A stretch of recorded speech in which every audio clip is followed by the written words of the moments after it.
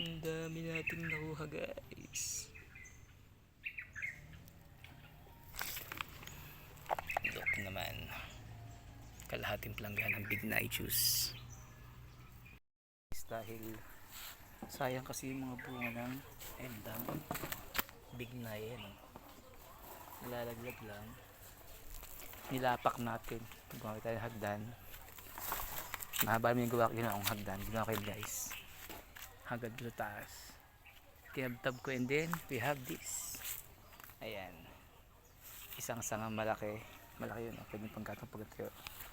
May mga big na tayo guys. Ayan. Kung ano hindi nasira, kunin natin. Kunin natin juice. Ayan. Dami pa. See? Puo pa. Okay, kunin natin.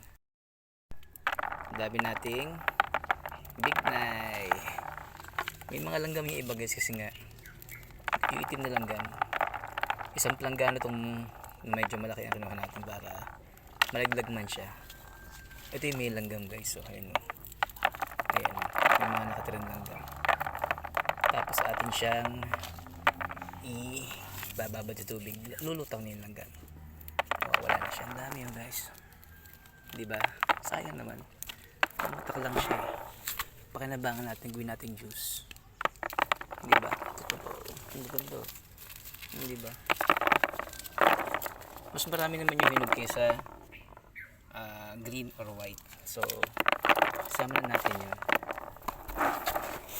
Diba? Hindi ito yung tamang panghalos pero since mata siya, wala tayong choice kundi tabi-tabing yung ating big night. Sayang kasi inaano ng mga ibon, ng mga uwak. Sila yung tagakain. So, makinabang din tayo. No? Dalawa yung puno natin kaya matataas talaga. Kaya ito isang malaki ng pinakamababa. Yung pinakamababa pero mataas pa rin. Siya yung tinabtab natin. Ayun naman guys. Meron tayong big night beans. Philippine, ano ba to? Wild berry. Ayan guys. Oh.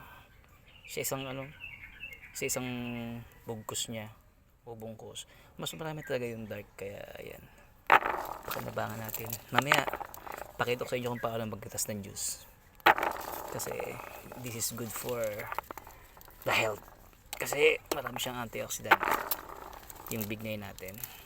Pwede siyang gawing alak. Ang gagawin natin, pambabad ng alak na lang guys, ng lambanog. Ayan. Bago tayo lumarga mamaya, at least meron tayong pambabad sa lambanog. Hindi masasayang kasi baka pagbalik ko wala na ito, naubos na ito. Kasi ngayon yung laglagan, ano na eh, yung nahuhulog na talaga sa lupa. Ayan yung dami yung guys. Oh. Ayan, napakadami talaga niya. Ayan, sayang lang. Lahat yan. Dino. Dami talaga. So, kaya ako inakyat. Tapos, natin. So, marami ito. Ayan, kala nyo konti lang, marami yan. So mamaya gawa tayong juice, fresh juice. Medyo more siguro siya pag juice natin, hindi siya ganun kaasim na kasi yung nakaraan mas maasim. Mas marami kasi yung pink at saka white pa. Ngayon mas marami yung black. Ang medyo matamis siya kapag juice natin. Okay, may antioxidant properties to. Tanggal ng cancer. Yan. Cancer gatani. Ayan guys, pakita ko sa inyo mamaya kung gaano karami na ha. So hanggang dito muna tayo. Ubusin ko muna itong mga to. Okay, balikan ko kayo mamaya.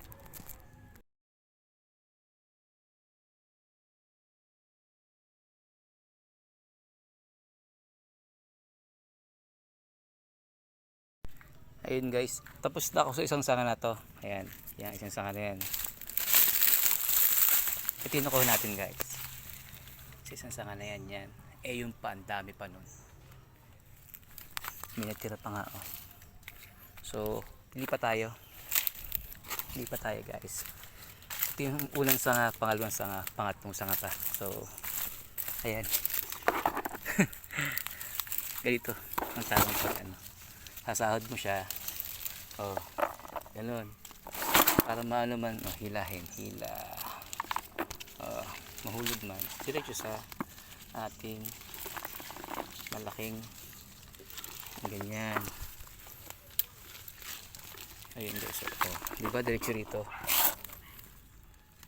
Guys, budol yung mga video ko nung ano ha, nakaraan yung post ko kasi sa kapitbahay natin yun, sa ibang lugar yun. Sa amin talaga, mataas yung puno, talo yung puno, so unahan pa. Matayog talaga ito. Kaya ako pinutol yung sanga para makuha natin itong mga bignay. Ayan, sinok-sinok pa ako. O diba guys, sasahod mo lang and then hilahin mo. Hilahin natin. Ganun. Yan, di ba? Yan lang, dami, di ba? Update ko kayo mamaya. Babayag muna. Ayun guys, naharvest natin lahat dito sa sanga na malaki. Iusog natin para hindi nakakalat. Tapos pag natuyo yan, magsisilbing panggatong na yan guys. Maliyad pa naman to. Puting usog lang. Pwede na yan. Tapos look kung gaano karami yung ating nakuha. Halos kalahating planggana guys. Ayan, di ba ang dami. Bignay. Sa tubig natin lagyan. Stove ang gagawin natin. Umaagos para umakit yung mga langgam. And then yung mga hindi kailangan dyan. Akit yung kusa. Ilang teknik yan guys. Ayan, dami din nakuha. Meron tayong pang juice at pambabad sa lambaji. Update ko kayo mamaya guys pag nag-juice na ako. Bye bye. Ayan si Papa Dudot. Tayo naman ay dudot-dot. Ito.